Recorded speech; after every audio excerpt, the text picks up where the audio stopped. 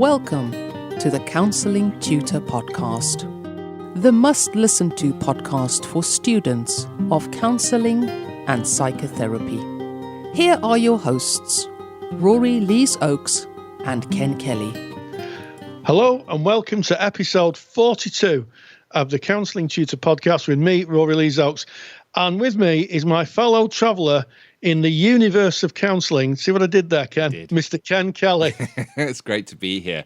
And I saw your reference there to universe. There's a great book called Life, the Universe and Everything. It's I think the final book in the fourth book in the trilogy. And that was done purposely by a man called Douglas Adams, because a trilogy is obviously supposed to be only 3 books. And the very first one is The Hitchhiker's Guide to the Galaxy. And they look for the ultimate answer. They create a computer called Deep Thought. And it comes back and returns that the ultimate answer is 42. It then begs the question, what is the ultimate question that you get the answer 42 for? But it is episode 42, and thus the reference for those in the know. A great episode for you, 42. We're going to be kicking off speaking about strong emotions in the counselling room. And this is where maybe a client, when we're digging into the feelings, maybe hits on frustration or maybe even anger. How does that show itself, and how do we work with that in the counselling relationship in the room with protection and a focus on protection for ourselves, I guess. Theory with Rory, a really interesting one here. And I think one maybe overlooked often, and that is secondary loss. Can you give us a taste of that, Rory? Yeah, when we have clients who come to us who may have lost a loved one, it's sometimes easy to overlook that actually they may have lost lots of other things, and loved ones, when they die, it may be they're a primary earner. It may be they are the people who earn the most money, or it could be that there's other losses. You know, someone may have a business and the business might disappear. So sometimes we just have to work with the secondary loss before we get to the loss of the person. And it can sometimes be a bit confusing when clients come in talking about, I'm losing my home when their partner's just died. Mm-hmm. You know, the natural thing may be to say, well, I wonder why they're not worried about the partner. We're going to look at that, and I'm going to tell you about a little bit of grief theory. It might be useful for people who will come across clients, and you will definitely come across clients who are working or experiencing what's known as secondary loss. Looking forward to Theory with Rory today. Lots of learning there for me. And then we're going to end off with a debate on advice and guidance. And one of the things we learn maybe in the early stages of studying to become a counsellor or a psychotherapist is that a counsellor or a psychotherapist is not there to give advice or guidance. But is there a place within the counselling relationship to give advice? Is there times within the relationship that by holding back advice that we know we're actually doing harm to the client themselves? So we're going to be looking at that as a debatable topic towards the end, but kicking off with those strong emotions that we might see within the counselling room. And this reflects in, I guess, to a Facebook comment that we had, Rory, that was on our Facebook group, which anybody can join by just going onto Facebook and typing in Counselling Tutor. Come and join over 5,000 like-minded individuals from around the world and come and join the discussion there. Yeah, well, it's interesting that you said we're kicking off, and term that we use in Manchester for when there's maybe some difficulty or someone's getting into a fight. It's called having a bit of a kick-off. It's a bit of a patwa, a bit of a Mancunian patwa. But I'm grateful to Lisa McLaren-Meakin, who's one of our Facebook contributors, and she says, what do you believe are the most important emotional needs of the counsellor?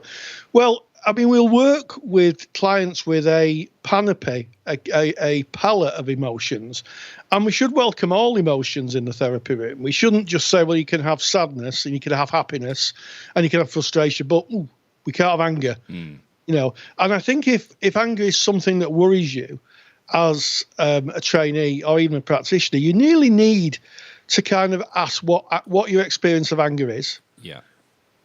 What can there be any benefits with anger? And I think there can be. Anger's changed the world. You look at people like Nelson Mandela, Maya Angelou. There's hundreds of people who have been angry about an injustice, and they've gone on to change the world.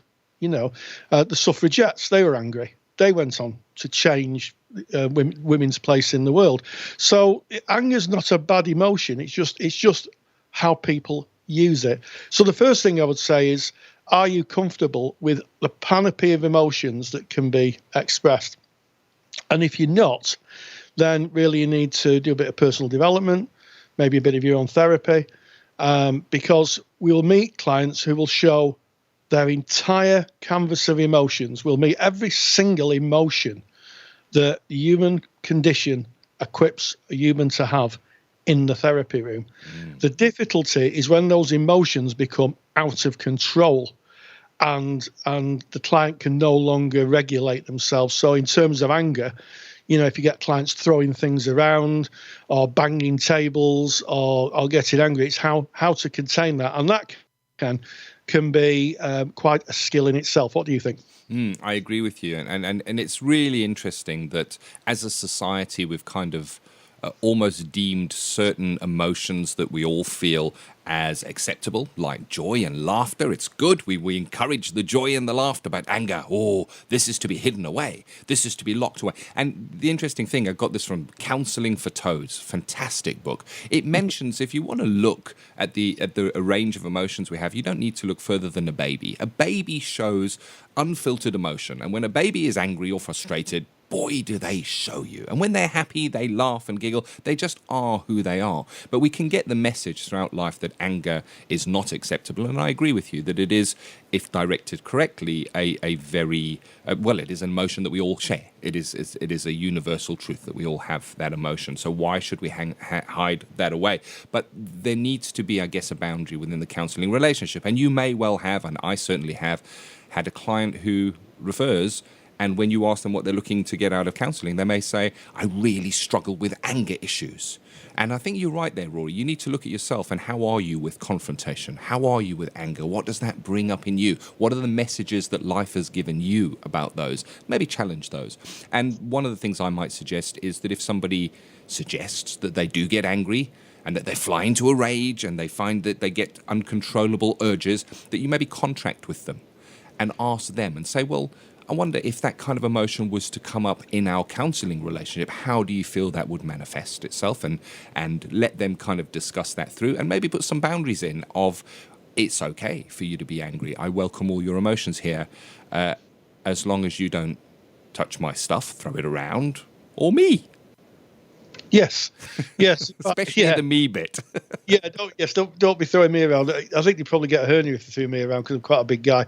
But my view on that would be is to say to the client and to contract. In fact, I talked with a wonderful therapist called Deb Instone a few years ago. In her contract, she used to say, you can get as angry as you like as long as you don't trash me or trash the room.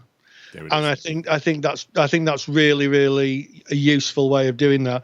And also, I think it's a contained way of saying to the client, all your emotions are welcome here, but there are limits to it. And it links in really to as you alluded to earlier about the child. It alludes into the reparenting style that sometimes therapists find themselves performing. Patricia Clarkson talks about intersubjective relationships, and part of that 5 positions of the relationship was the contract right at the beginning, interestingly enough, and the reparenting style. And how about this, Ken? Transference, counter-transference. I know it seems every week I'm mentioning transference. This is new. I haven't... Well, the thing is, if you're getting an angry person in your room, what from your history are you going to draw on as a therapist? Yeah.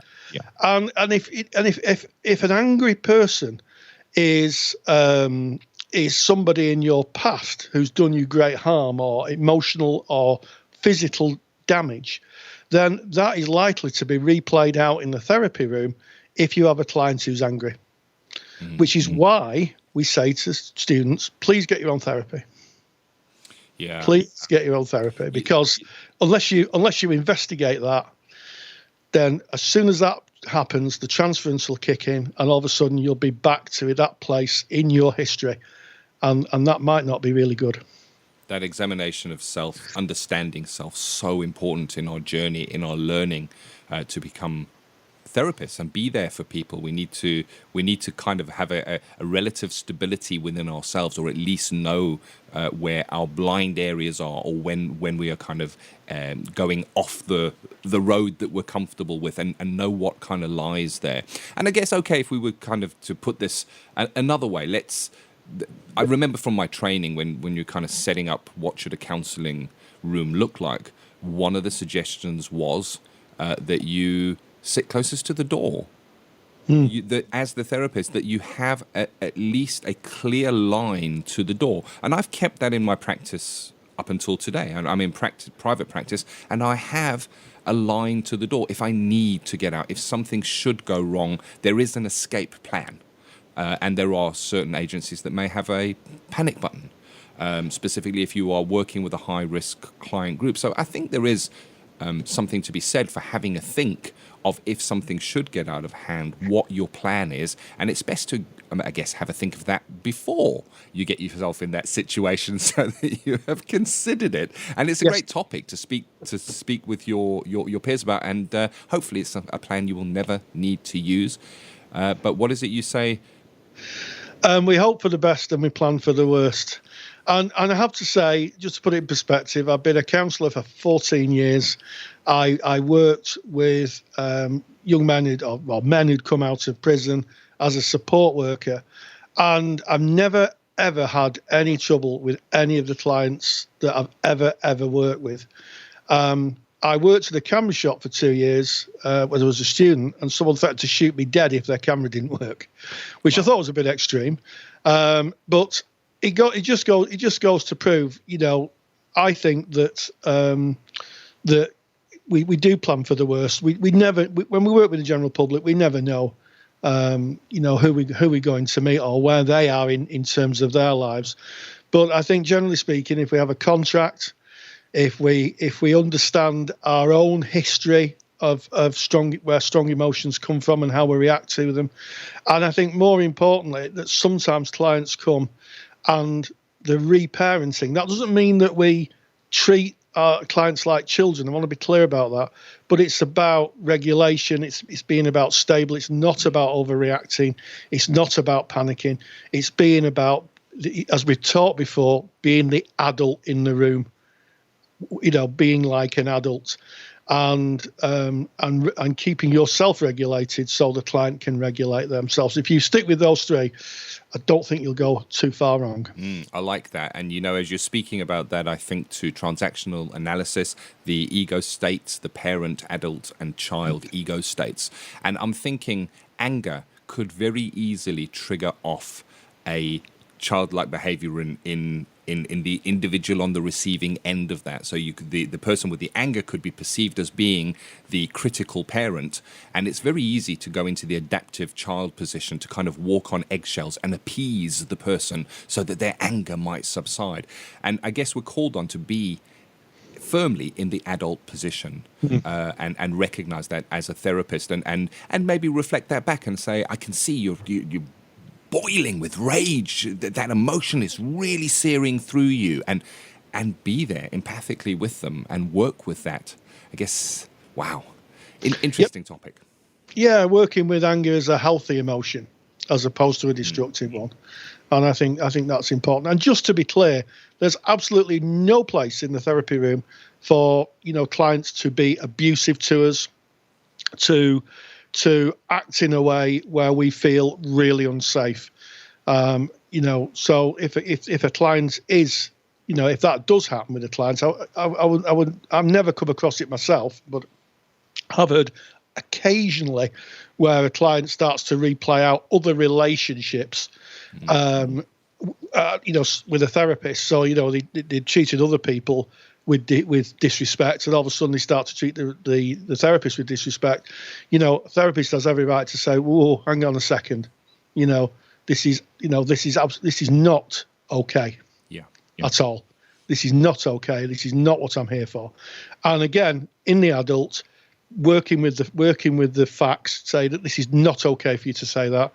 to say these things to me. In other words, you might get a client who starts to make really sexist comments to a therapist, or racist comments to a therapist, or ist in general comments to a therapist. Therapist should, is well within the right to say, no, this is not okay. Agreed, 100%. And again, worth maybe having a think about how you might confront that kind of behavior if and when it came up. Would you do it within the heat of the moment when the person was maybe clearly unsettled and angry? May you leave that and pick it up at your next session after taking that to supervision?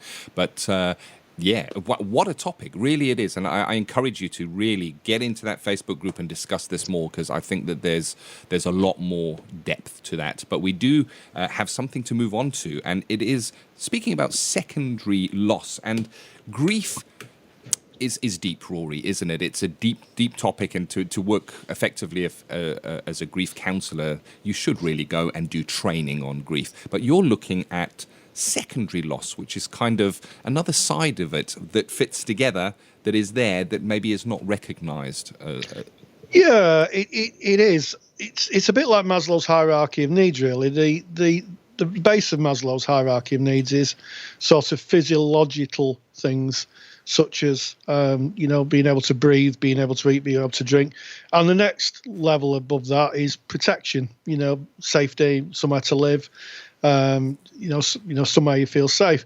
And what can happen is, with grief and loss, those two parts of that triangle can just evaporate. So I'm thinking of people who may be, living with parents, and all of a sudden the parent dies, and they find out that the parents sold the house, and has been living off the equity. And as a consequence of that, they find themselves homeless. So the trauma of being homeless, having nowhere to live, maybe, depending on people's circumstances, not enough money to buy food, becomes the primary focus of the grief. And that has to be dealt with before you can look at the actual loss of the person. And it could also, and as I'll kind of explain this, it can also skew the view of the deceased person as well. So it can be something that comes up time and time again in the therapy room. Well worth a listen. And I've got a handout as well, Ken. Oh. I've got a handout of the type of things that may be secondary grief or secondary loss. Without any further ado, it's Theory with Rory. Counselling Theory with Rory Lees-Oakes. Before I became a therapist, I was in sales. My final job in sales was selling photograph albums and photograph frames. I travelled the country visiting retailers, helping them build their business up in photograph albums and photograph frames. And part of that was regularly visiting shops and retailers just to see how they were getting on and hopefully, I guess, order some more stock. One customer I called on very regularly. It was a husband and wife operation. They both worked in the business. So it was a surprise when I arrived at this particular customer's premises to find just the wife there. And she was incredibly upset, distraught, angry, the full panoply of emotions. And when she'd finally managed to get herself together, she explained that the week before her husband had died. He died suddenly of a heart attack.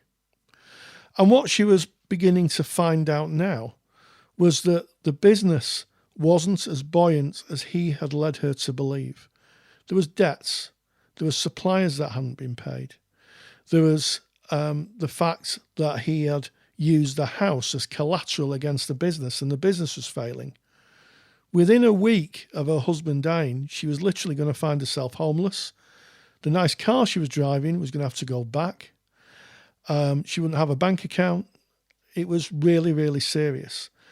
And what I didn't know at the time, but I know now, is that what she was experiencing was something we call secondary loss, where when someone dies, the partner has life-changing events around them that sometimes they can't control and they have to come to terms with before they can look at the first loss.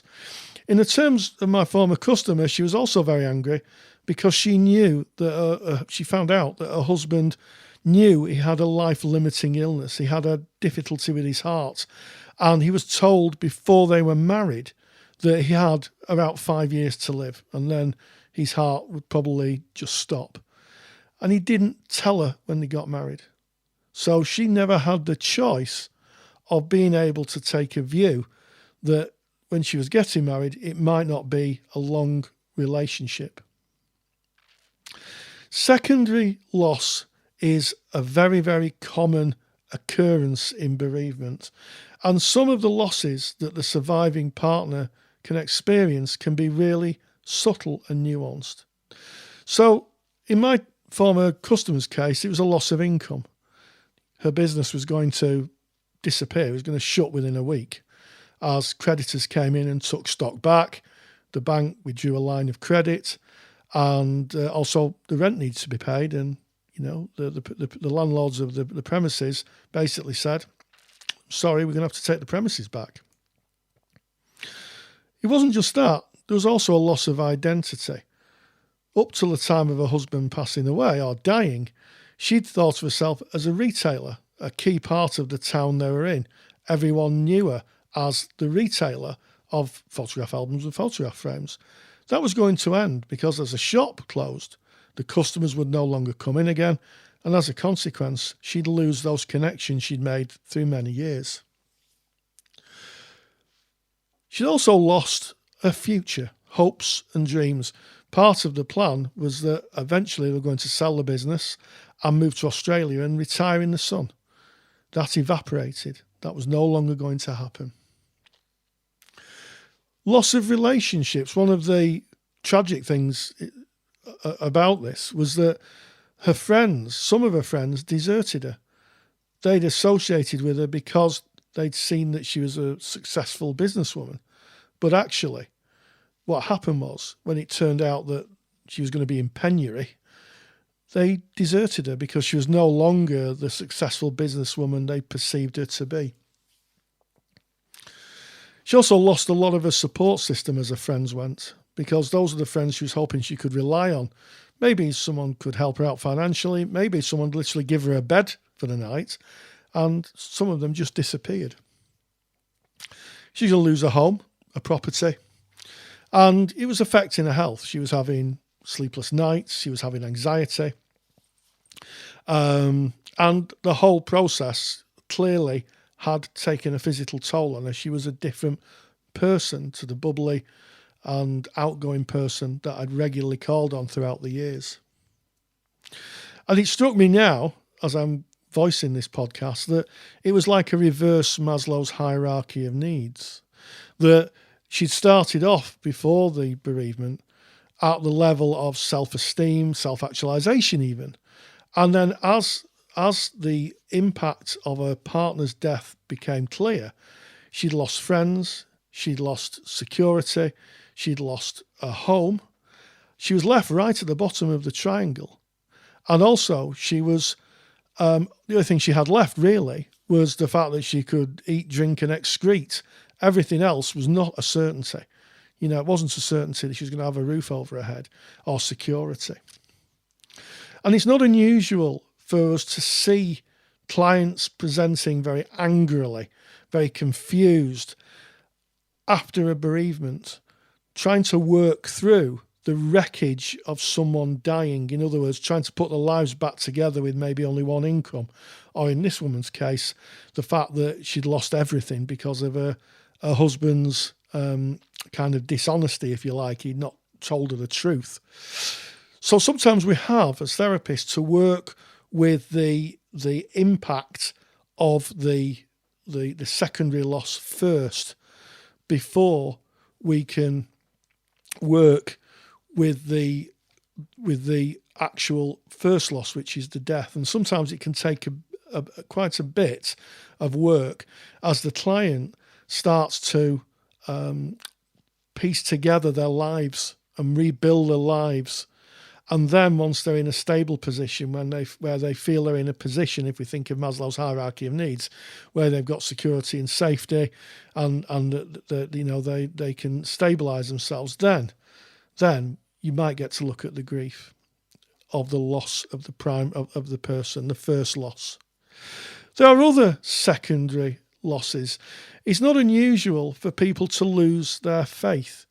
There's been stories that I've read about inmates of concentration camps, not just in the Second World War, but in the Balkans and through time, who've lost their faith in God. They feel that they've been abandoned by their God. Why would my God leave me in a horrible place like this to have horrible things done to me? And these are real losses that people have to come to terms with. So I guess my message of the podcast is, or this theory with Rory, is that sometimes you're going to have to work more with the secondary losses before you can get to the primary losses. Now, I made a handout, and the handout's going to contain just an overview of what secondary loss is, and also you'll be able to look at the kinds of secondary loss. I'm going to do some bullet points of what secondary loss is so that you can recognise it should a client present with this issue. Thank you as always, Rory. And of course, if you want to get Rory's super duper handout from that episode, it's very easy to do. You just go to our mother website, which is counsellingtutor.com. Click on the podcasts tab and go to episode 42. And you will be able to download that from right there within that page. So really interesting. Thank you for that, Rory. And we're now moving on to advice and guidance within the counselling room. And we're clearly, directed to not give advice and guidance as counsellors. But is there room for giving advice? What happens when a client asks you for advice? Well, it's an interesting thing, and it happens. It's happened quite a lot in my career, Ken. And I'd like to thank Mandy Heath from Bournemouth, who, again, is a poster in our Facebook group.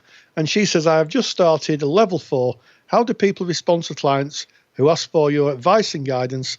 What are possible ways to turn it back to the clients? Any suggestions would be welcome. Well, there we go. I hope you'll welcome these suggestions as we give you advice and guidance. I love it. I think advice is something that's kind of your own experience recycled. And if clients really wanted advice, what they should really do is wander down their back garden, look over the fence and speak to their neighbour or phone their friends up. They're not really that's not really what therapy is about. But there are times when clients will ask us a question to which we know the answer. Now, in terms of things like attachment, which I know quite a lot about, clients may very well say to me, do you think that my parenting may have affected the way that I view the world now? Now, that's a really interesting question. And given that what I know, I usually say in cases like this is what I know. And I try not to make it specific. So I don't say, well, because you were brought up this way, you'll probably feel this way. But I do say, well, there are some theories that would say that children brought up in, your circumstances may very well exhibit the feelings that you have, which is a way of giving factual information, normalizing for the client how they feel. And I think that's quite important sometimes. Clients can feel like they're going literally crazy because of a situation they find themselves in, and to find out that actually, someone else in the same circumstances feels the same way means they're not alone. So important, and the times I've said, and I don't know about you in your practice, where I've said to clients who've been abused, it's not your fault. And to see their face as they take away years of blame and they start to lift that blame off the shoulders is incredible. And I think I would be doing a disservice as a therapist if I didn't react in that way. But that's my view. You might find other therapists who think differently. I think it's a very considered view, Rory, and you've used that, as you say, in your practice, and you've seen the results that will have on the clients that choose to come and see you.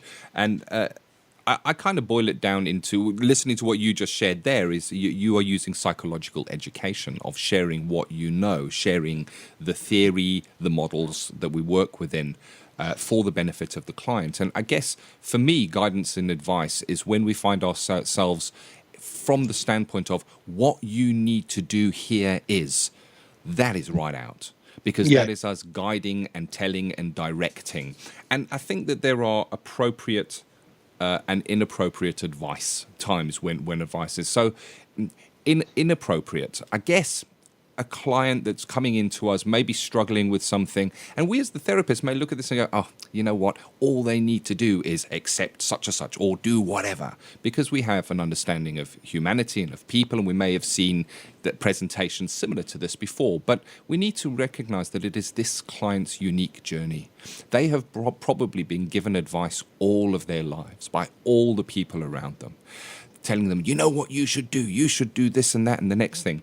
And that hasn't got them anywhere, because if it had, they wouldn't have been sat in the chair opposite you in your counselling room. So giving advice like that is ineffective. It's about being with the client while they find their own way, whatever way that may be.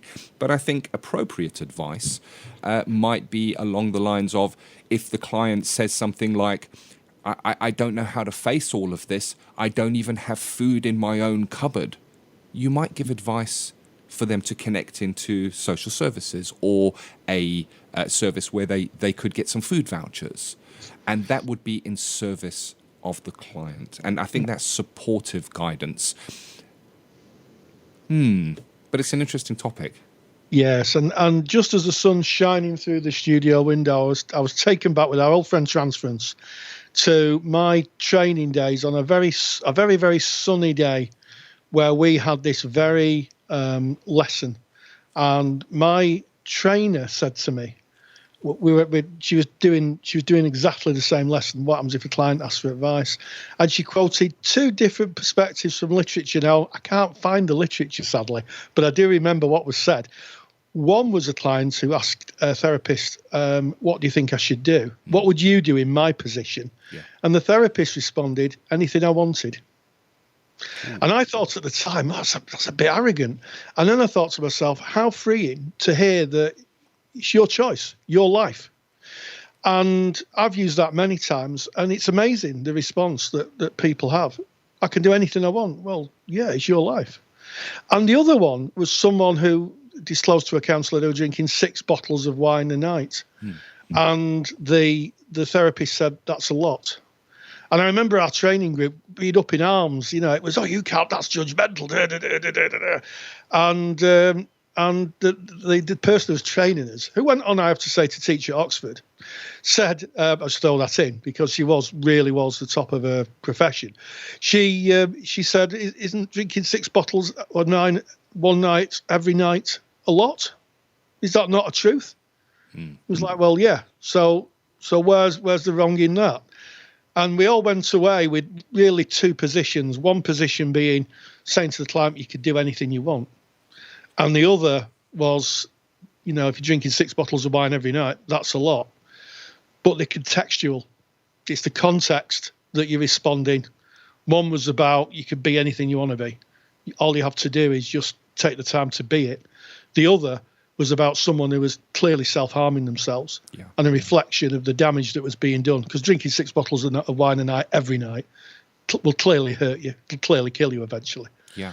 And it was, well, it's still, just seeing the sun coming through the studio window now, it was a sunny day, still remember that, and it still forms the bedrock of my practice all these years on. It's amazing, isn't it, what we remember from training, the gems we remember from training. Yeah, I guess that is a very real and appropriate challenge, because it is a lot. As you said, the 6 bottles of wine there, I was thinking, wow. And I guess when that client may ask us and say, well, such and such is happening and playing out in my life, and I don't know what to do, what would you suggest?